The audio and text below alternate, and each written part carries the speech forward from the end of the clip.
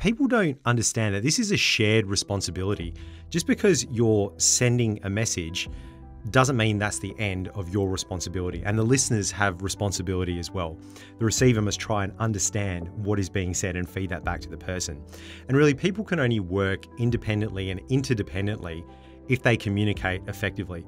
And the biggest thing I see that people don't do is closed loop communication.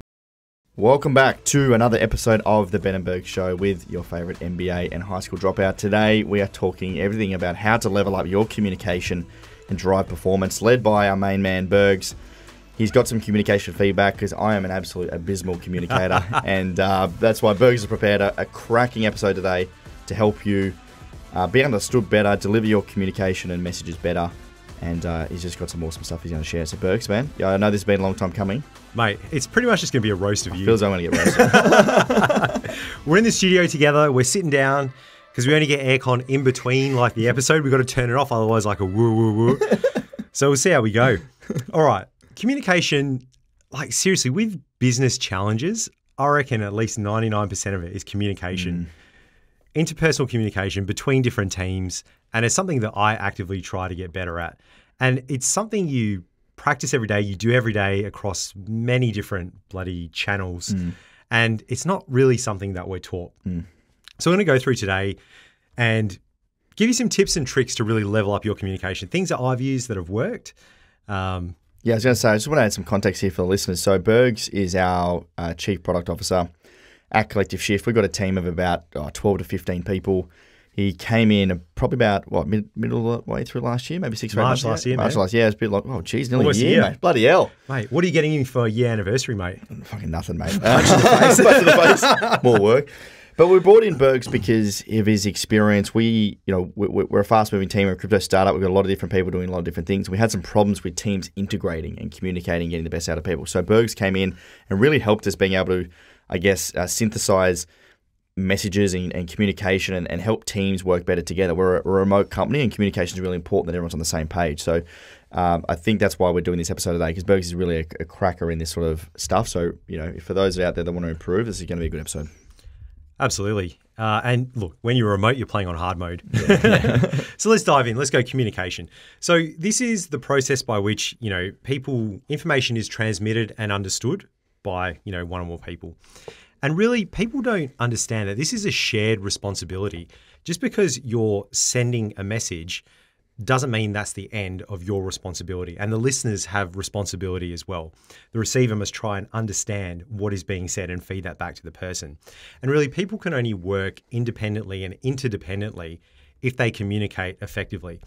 And the biggest thing I see that people don't do is closed loop communication, right? This is a very basic thing. And they used to do it all the time at the hospital because otherwise people die if you don't do this, right? They absolutely drum it into you. So basic communication, you got a sender and you got a receiver. So I'll send a message to Ben. I send the message.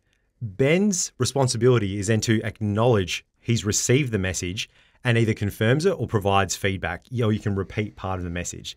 So I'll be like, Ben, mate, can you please grab me a coffee? And he'd be like, yeah, no worries, man. I'll go downstairs. And I will say, thank you. So then I reply and say, right, I've understood. So that completes it. I've sent the message. Yep. Ben knows what I'm saying. I then say, yes, you've understood. Thanks so much, mate. And really, you need to verify that message so that things can actually get done. But think about how we have to do that. Like right now, we're face to face. That's pretty easy. How do you do that in Slack or email or anywhere else?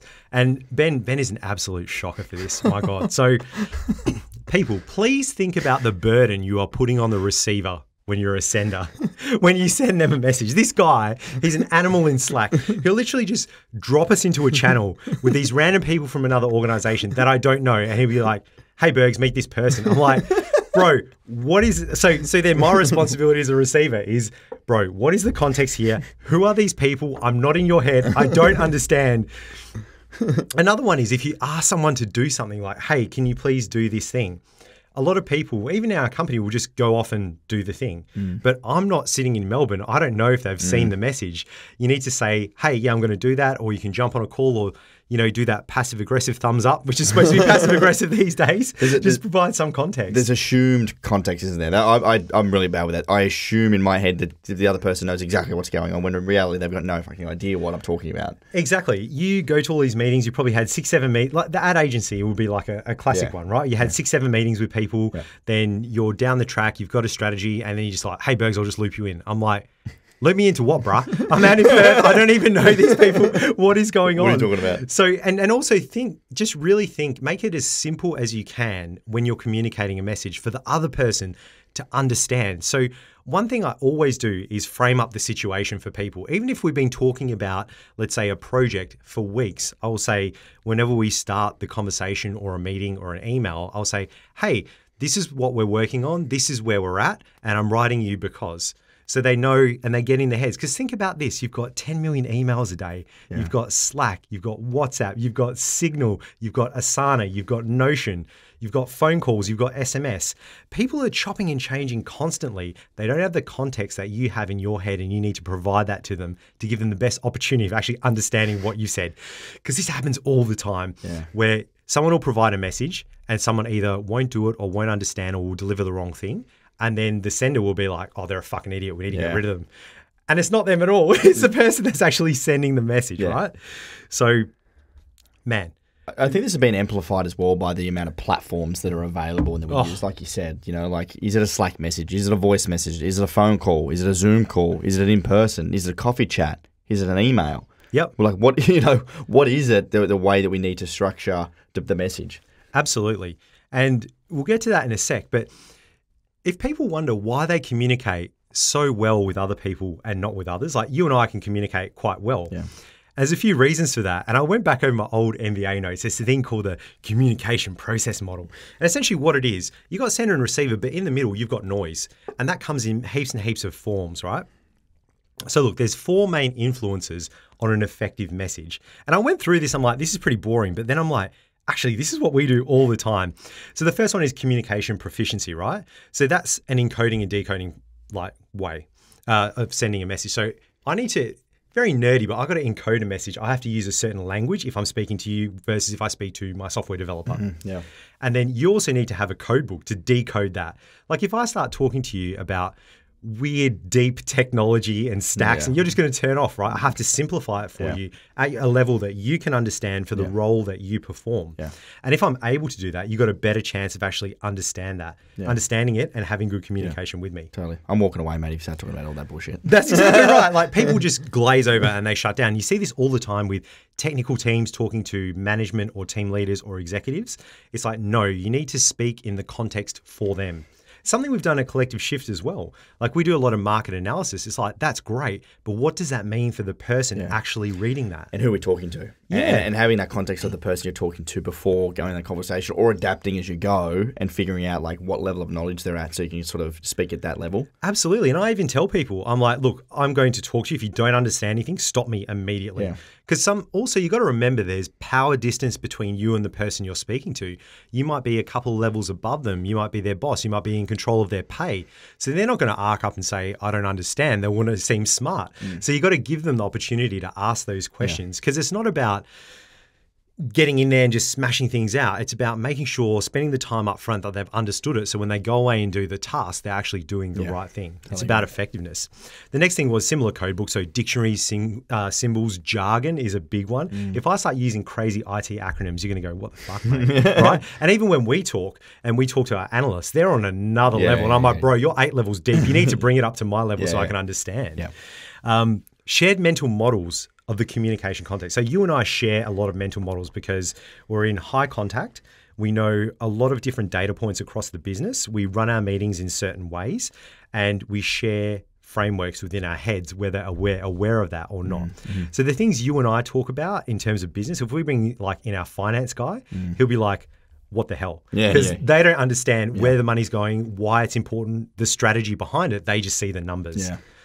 And the other one is experience in encoding the message. So over time, you have to adjust the way you communicate with different people. And there's actually a responsibility on the person receiving that information to let the sender know how they want to be how they want to receive that message.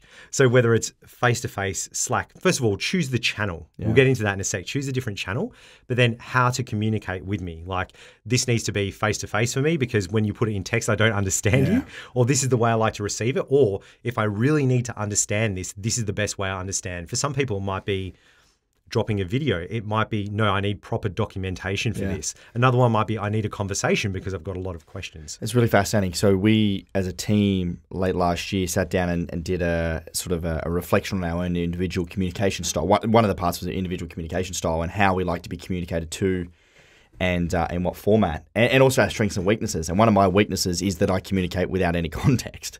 Absolutely. And, also I actually struggle receiving text information sometimes. Like, I was talking to my assistant this morning. I woke up and I had like 9 messages from her, and I was like, I can't compute this. Yep. So we got on a call, and I was like, can you just explain like what the hell you're actually talking about? Go through it, and within 10 minutes we had it knocked off. So for me, I prefer the phone call. Just get on a call. I think you do too.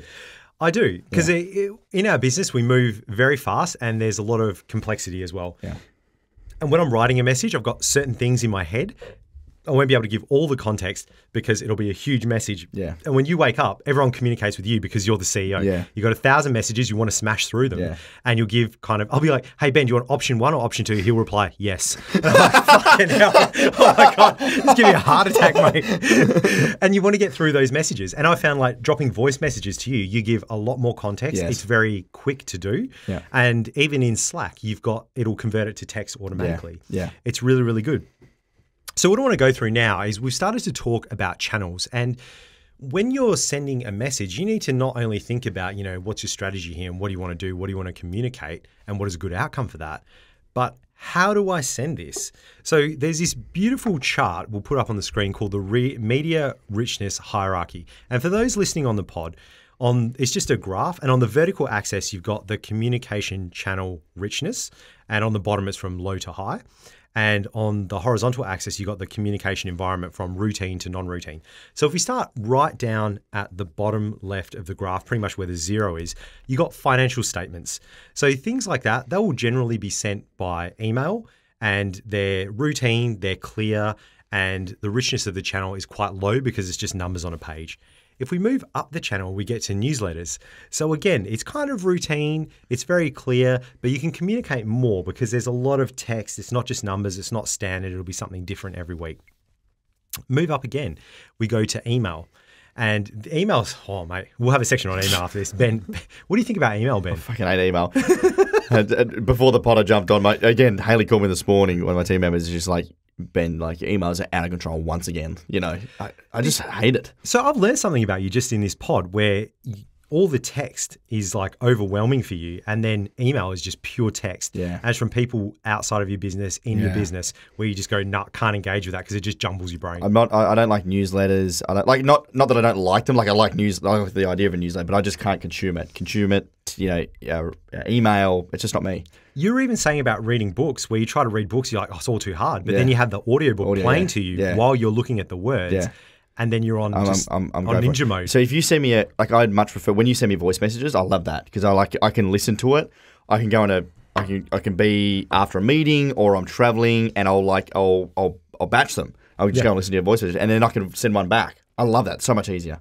Perfect. Yeah. This is the kind of stuff you need to do with your teams. Have a conversation with them. Because otherwise, I'm sending him a bunch of text messages. He's reading them and going, oh, F this, I don't want to do it. Yeah. And then sending back crappy messages. Yeah. Whereas now, I can keep it really simple. I can actually get more information in a shorter period of time in a richness channel. Yeah. So if we go up this again, you've got up the stack, you've got blogs, then you've got instant messaging. So that's like email, but it's a higher response rate and it's richer.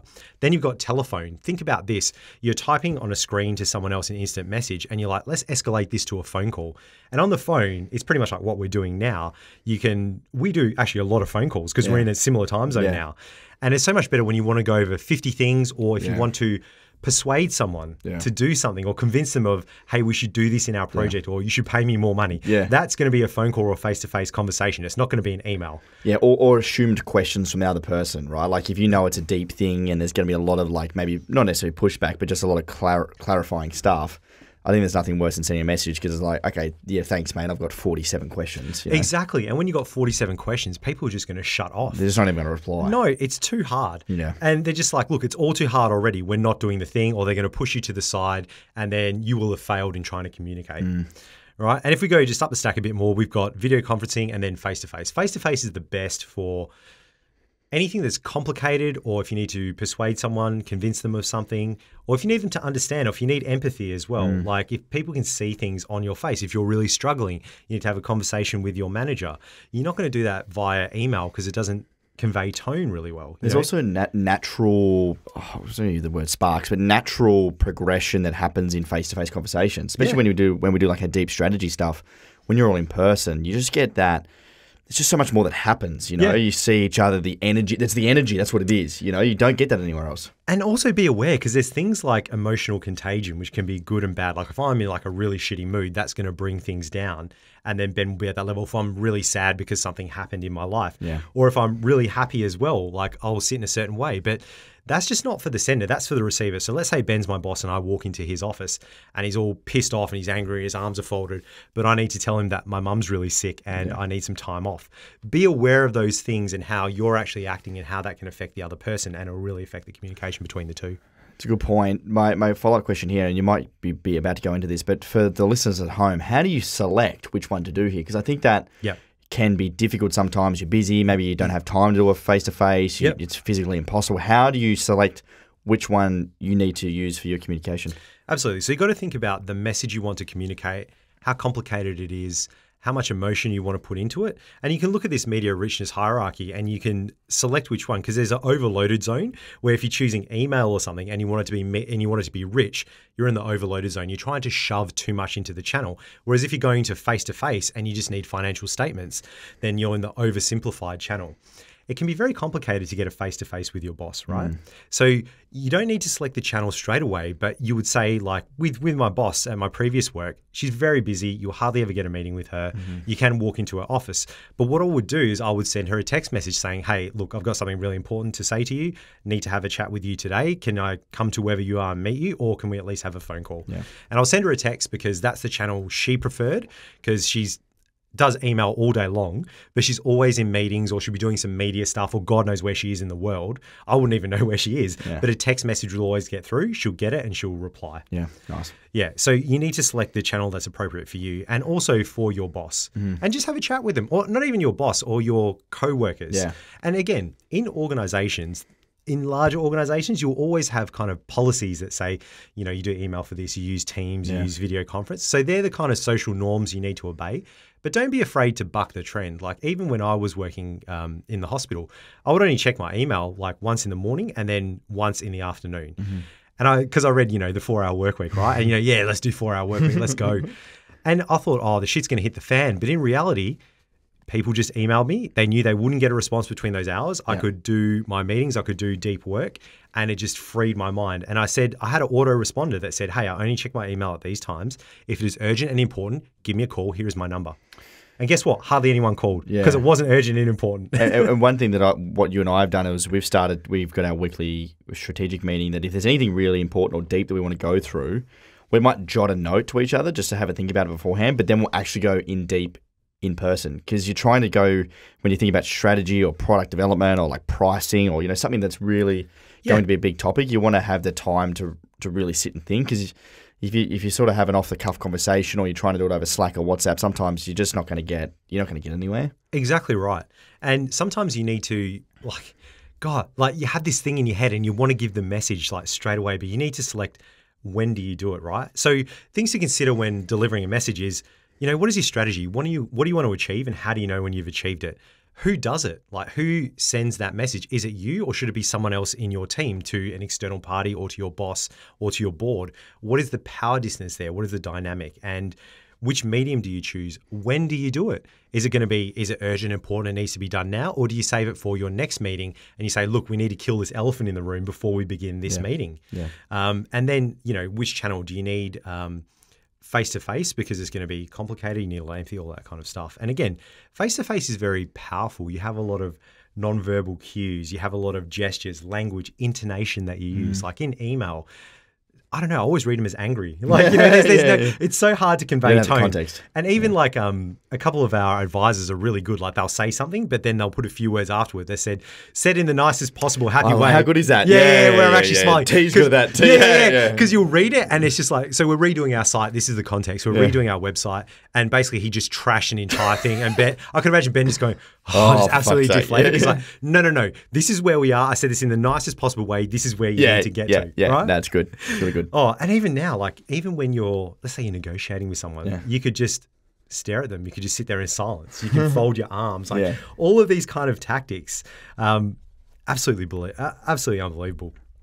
And let's go through some of the things that we do at Collective Shift, and then I'm going to bag out email for a little while because I hate email.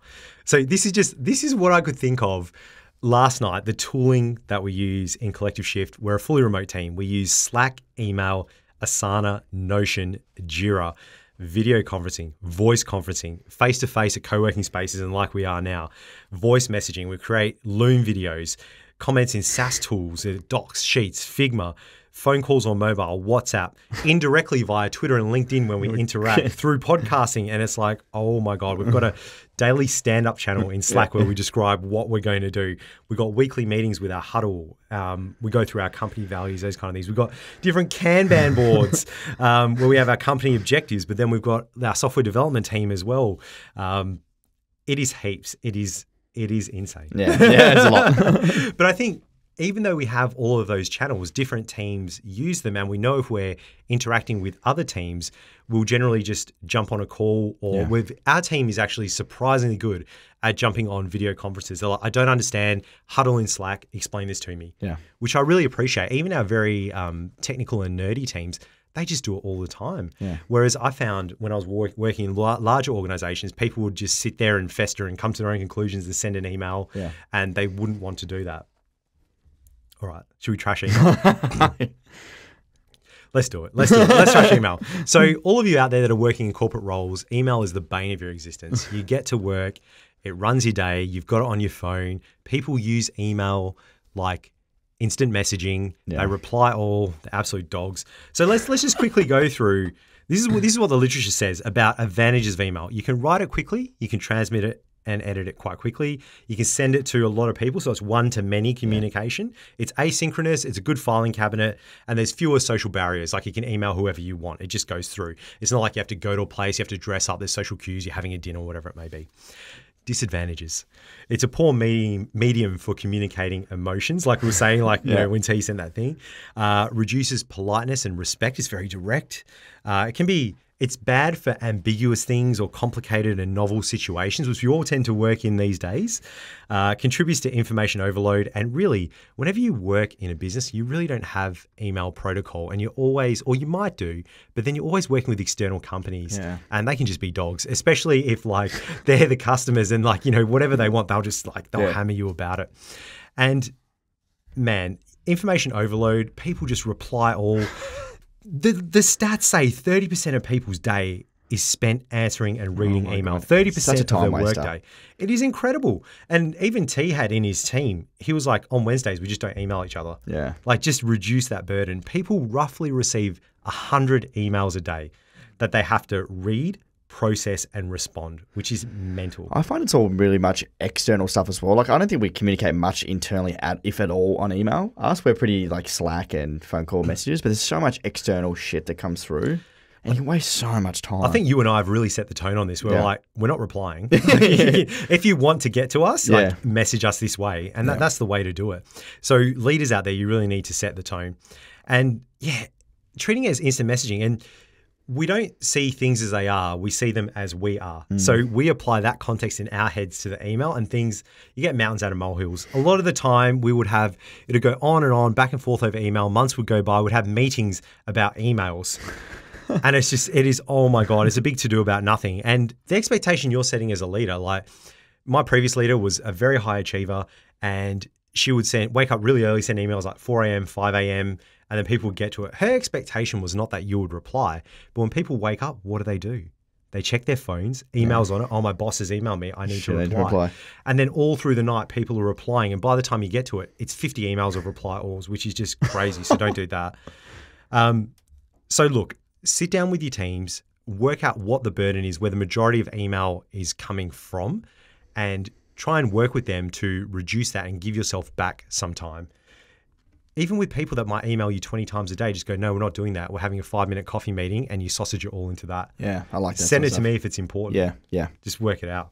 I think too that idea of just having a chat to maybe your colleague or your boss, whoever you're communicating to, and just going, hey, how do you prefer to be communicated to? Like as we're, Absolutely. And we've had this conversation before because, as Bergs said, I tend to just throw voice messages here, a message on WhatsApp, all this sort of shit. But Bergs, he's pretty clear. He's like, no, don't message me here. Can you do it in this way? That'll help me a lot out. You stress me out when you do this. And I'm like, okay, cool. No, it's like, I understood that. It's so funny because Ben just nonstop works, right? And I'm quite similar, but I try to stay away from it. So I've removed stuff from my phone.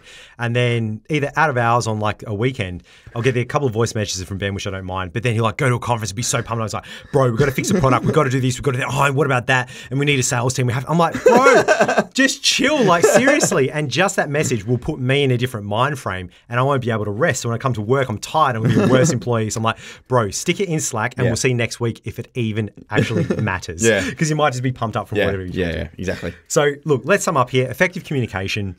Look, empathize. Put yourself in the receiver's shoes and the burden you're going to put on them. Another one was our developer was away for 2 weeks and I didn't tag him in a bunch of stuff in Slack because he's going to come back. He's going to have to read 50,000 things. I don't want that burden. He's not going to know what's important or if it's even you still have to do it. So I just wrote a little list for him and when he comes back, I'll see if it's still important and then I'll have a 10-minute meeting with him. Done. Save him like a couple of days.